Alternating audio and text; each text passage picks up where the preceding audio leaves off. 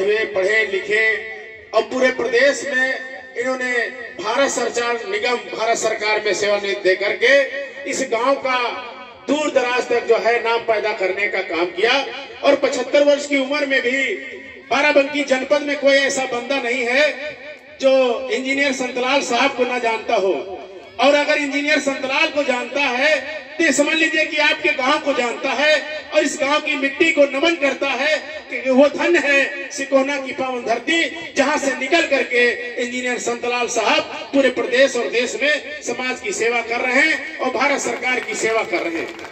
दूसरे हमारे मित्र आपके गांव के हैं, युगांतर पब्लिक स्कूल के प्रबंधक जो आयुष वर्मा जी, उनकी फैमिली से हमारे घरेलू संबंध हैं और उन्होंने शिक्षा के क्षेत्र में फतेहपुर, रीवा सीमा और जरखा में 3 विद्यालय डाल करके शिक्षा के क्षेत्र में बाबा साहब के मूल मंत्र को असली रूप में साकार करने का काम किया। इसलिए इस धरती को युगांतर पब्लिक स्कूल के प्रबंधक आयुष वर्मा, उनके परिवार को भी हम हार्दिक शुभकामनाएं देते हैं कि सिकोना की धरती को दूर दूर तक शिक्षा के क्षेत्र में नाम बढ़ाने का काम करें और इससे ज्यादा नाम यश बढ़े। तीसरे हमारे यहाँ के जो प्रधान जी हैं मौर्य जी, जो राष्ट्रीय बौद्ध महासभा के जिला अध्यक्ष हैं, वो समझ गए कि शाक्य वंश में जन्मे तथागत गौतम बुद्ध, जिनका संदेश पूरी दुनिया में गया। हम सम्राट अशोक, चंद्रगुप्त मौर्य और बृहदत्त मौर्य, दशरथ मौर्य, सुमित मौर्य के वंशज हैं। हम न भटके, हम धर्म के संदेश में आए, बुद्ध के संदेश को उन्होंने पहचाना।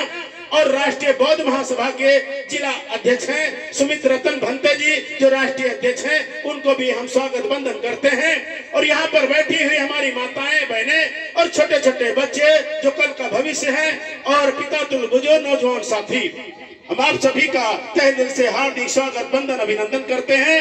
और हमारे मंच पर बैठी हमारी छोटी बहन जूली गौतम, आदर्श गौतम और उनकी पूरी टीम, तथा हमारे साथ में चलकर आए वन रेंज अधिकारी आदरणीय प्रशांत कुमार साहब, और जो समाज चिंतन में लगातार बाबा साहब के मूल मंत्र को आगे बढ़ाने का काम कर रहे हैं। बाबा साहब के पास एक आईएएस गया, आईएएस बनने के बाद बाबा साहब ने उसको बुलवाया और बाबा साहब के पास गया। बाबा साहब कुर्सी पर लेटे तिरछा अखबार पढ़ रहे थे। उस आईएएस ने सोचा कि बाबा साहब का कोई काम होगा, इसलिए बाबा साहब ने हमको बुलाया है। थोड़ी देर बैठा, उसके बाद बाबा साहब ने एक अखबार उठाया, उसको देखा, उसने पूछा कि सर मैं आ गया, आपने हमको याद किया था। तो उन्होंने कहा कि आ गए तो जाओ अपनी बस्ती में, जब जो आप डीएम की कुर्सी पर बैठोगे तो गाड़ी गर्द के साथ, लाल बत्ती नीली बत्ती के साथ, फोर्स के साथ अपने गांव में जाना, अपने समाज में जाना और उनके दरवाजे पर टूटी चारपाई पर बैठ करके चाय पीकर मात्र चले आना। फिर उसके बाद बाबा साहब किताब अखबार पढ़ने लगे। थोड़ी देर फिर उसने देखा और उसके बाद फिर उसने सोचा बाबा साहब ने हमको कुछ बताया नहीं। थोड़ी देर के बाद बाबा साहब फिर उठे, उन्होंने कहा कि आपसे कहा था कि आप केवल अपने इस पोजीशन में आईएएस और डीएम कमिश्नर की पोजीशन में जाकर आपने समाज में चले जाना, उनके दरवाजे पर एक कप चाय पीकर चले आना। तो कहा इससे क्या होगा, हम तो सोचे थे आपने बुलाया है, कुछ हमसे काम का क्या समाज निर्माण में कोई संदेश देंगे। तो बाबा साहब ने कहा तो डीएम होगा एक जिले में होगा, डीएम होगा एक जिले में होगा, तो कुछ ताकत से कुछ लोगों का कल्याण कर सकता है। मेरा कोई काम नहीं है। मैंने ये संदेश इसलिए आपको दिया कि जब आप पुलिस गारद के साथ अपने समाज में जाएंगे, अपने समाज में जो समाज के दबे कुचले लोगों की चारपाई पर बैठेंगे, तो उनके दिलों में, जो गरीब जनता उनके दिलों में भी एक ललक पैदा होगी कि काश मैं अपने बच्चे को पढ़ा लिखा कर इसी तरह ताकतवर डीएम बनाने की प्रयास करूं। तो जब ये प्रेरणा उसको मिलेगी तो हर घर में आप जैसा डीएम, आप जैसा कमिश्नर, आप जैसे शिक्षक पैदा हो।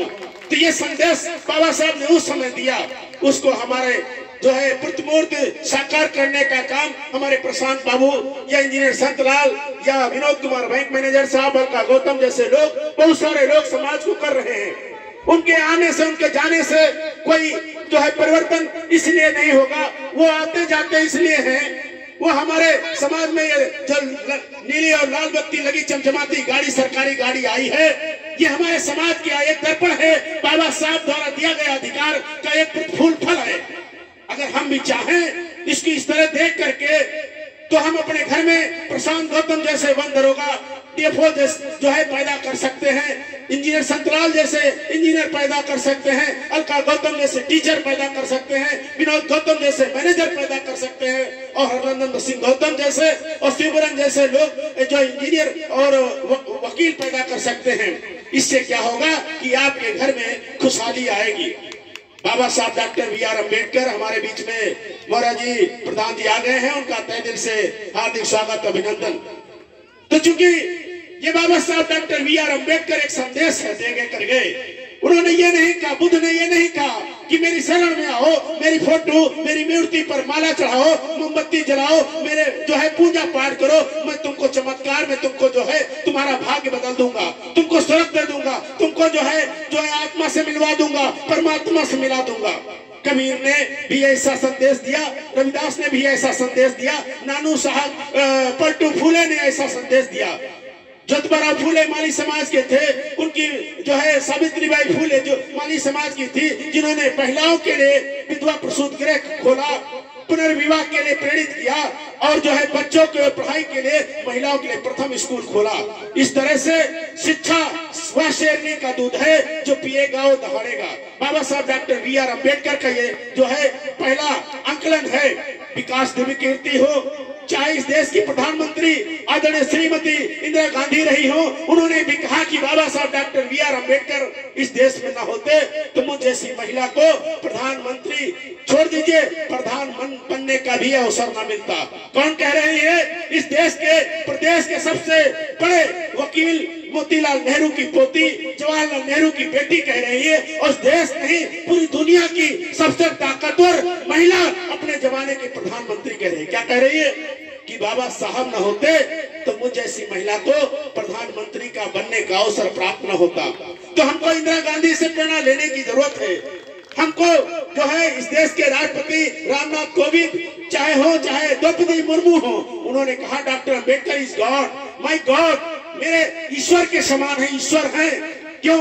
क्योंकि आदिवासी विधवा महिला को राष्ट्रपति बनने का अवसर ये भारतीय संविधान बाबा साहब ने दिया।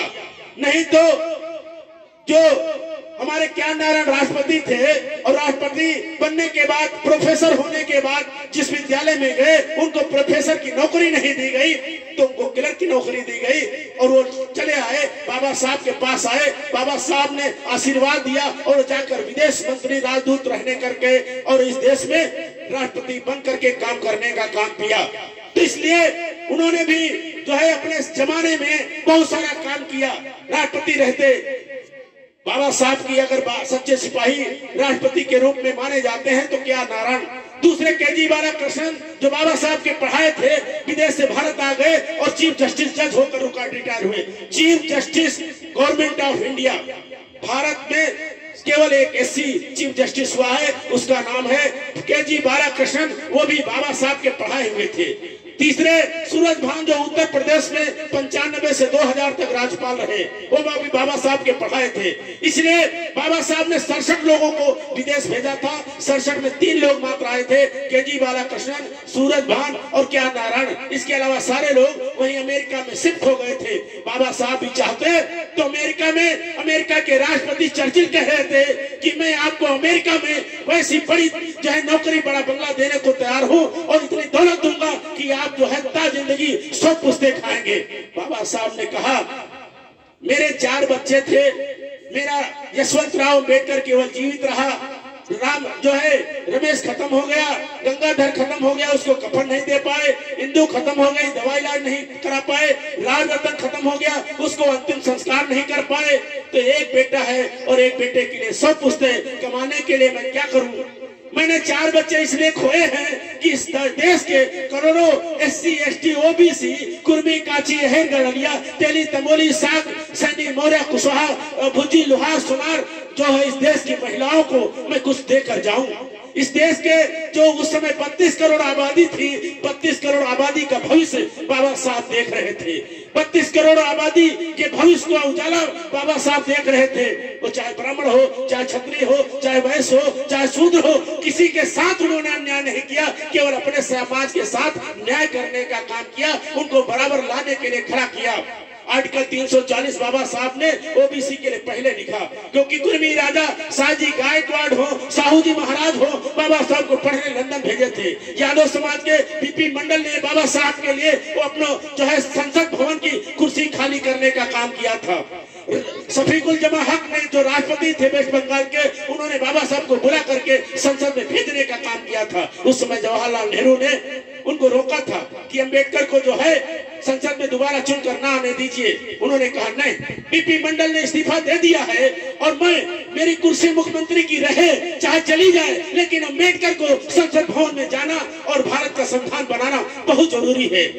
इसलिए क्योंकि जिस सीट पर बाबा साहब पहले जीते थे उसको 12 बजे रात को पाकिस्तान में जो है दे दी गई थी। इस तरह से बाबा साहब डॉक्टर बी.आर. अम्बेडकर ने ओबीसी के आरक्षण के लिए और महिलाओं के अधिकार के लिए उन्होंने जो है इस्तीफा दे दिया था। इसलिए बाबा साहब को नमन बंधन करते हैं और हम केवल आखिरी संदेश आप लोगों से बीच में साझा करना चाहते हैं कि बाबा साहब का जो 3 दिवसीय कार्यक्रम सुनिए, इनको समझिए, इनको मंथन करिए, चिंतन करिए और अपने बीच में जो अपने समाज में अपने बीच जो शरीर में जो बुराइयां हैं, कौन सी बुराई है, हम कच्ची पक्की शराब से दूर हो जाएं, हम पान बीड़ी सिगरेट मसाले से दूर हो जाएं।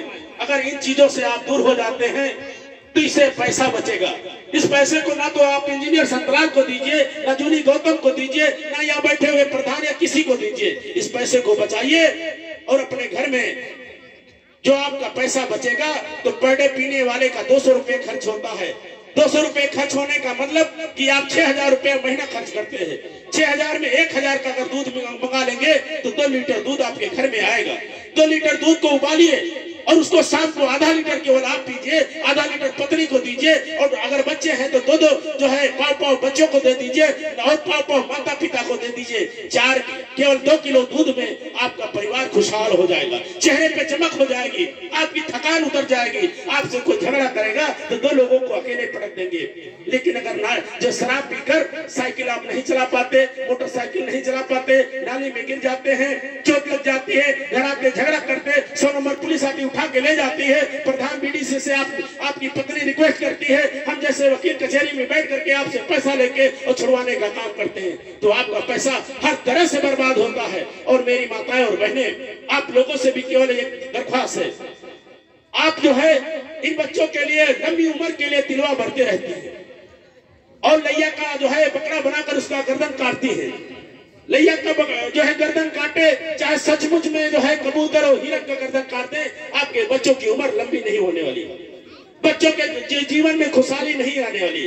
आपके बच्चों के जीवन में खुशहाली तब आएगी जब जाड़े में छोटे छोटे बच्चों को गर्म पानी से नहलाएंगे, ताजा भोजन खिलाएंगे, अच्छे कपड़े पहनाएंगे और जो है इनको तेल और कंघी करके स्कूल को भेजेंगे। जब 15 साल आप इनको बेहतर मन लगा कर पढ़ा देंगे, जो आप इनके जन्मदिन और मुंडन पे पैसा खर्चा करती हैं, तो जन्मदिन मुंडन पे खर्चा ना मत करिए। आप इस पैसे को बचाइए और लगातार अपने बच्चों को पढ़ा करके डीएम, एसडीएम, डॉक्टर, इंजीनियर, वकील, बैरिस्टर, पत्रकार और व्यवसाय में डालिए। तब जाके आपके घर में खुशहाली आएगी, आर्थिक जो विकास होगा, सामाजिक विकास होगा। मैं अकेला अधिवक्ता हूँ और मैंने आपके बगल में बसारी गाँव पड़ता है बेलहारा के पास, 400 बीघा जमीन 40 साल के बाद मैंने खाली कराई। 400 बीघा जमीन, 400 बीघा 150 लोगों की जो है पट्टे की जमीन थी और एक चुनिंदा आदमी कब्जा किए था। उसमें कुर्मी थे, यादव थे, मौर्य थे, कुम्हार थे, चमार थे, मुसलमान थे, पासी थे। वो किसी से मेरी कोई रिश्तेदारी नहीं, मेरी रिश्तेदारी देवा के इस पार कोई नहीं है। लेकिन मैं एक वकील होने के नाते, एक सामाजिक कार्यकर्ता होने के नाते जब ये जानकारी हुई तो मैंने 1.5 महीना पेपरों को अध्ययन किया और 2 महीना धरना किया और उसके बाद जमीन खाली हुई, फसल नीलाम हुई, मुकदमा लिखा गया, 4 करोड़ उनके ऊपर जुर्माना लगा। जो 78 में चकबंदी नहीं हुई थी वो चकबंदी होकर उनको चेक मिले।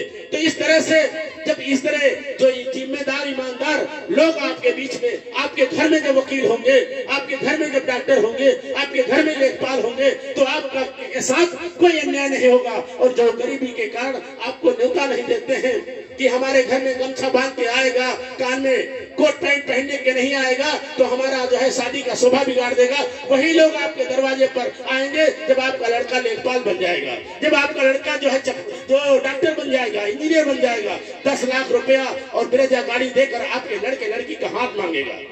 इससे आपका कद ऊंचा होगा, बुढ़ापे में आपका जो है देख रेख होगी और आपका नाम रोशन होगा।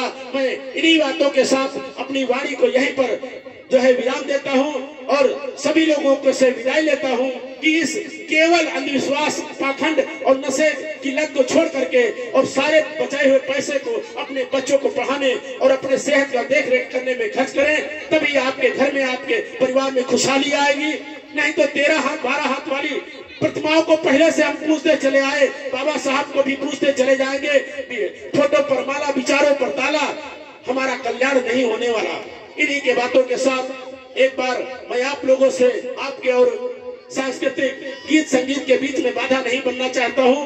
मैं अपनी बात को यहीं से विदा लेता हूं और इस देश में देख लीजिए, मुलायम सिंह यादव के बेटे अखिलेश यादव का आवास खाली हुआ तो योगी जी ने गाय के मुंह से छुड़ाने का काम किया, उनको हवन कुंड से उठाने का काम किया। अभी जल्दी में एक बाबा ने कहा कि मुलायम सिंह यादव की मूर्ति लगाई जाए, उस पर में थूक करके जो है हम जो है राम के दर्शन करेंगे। क्या इसीलिए जो है इस देश का यादव कुर्मी जो है जीवित है कि उनके लोग हमारे महापुरुषों की मूर्तियां लगाकर थूकने का काम करें? अगर हमारे बाबा साहब के बारे में ऐसा किए होते तो उस बाबा का मैं सर कलम करा के उसको जो है अब तक जेल भिजवा देता या उसको दफन करा देता। लेकिन जो धर्मांध हैं वो भी, उनको पता नहीं कि हमारी नौकरी कहाँ जा रही।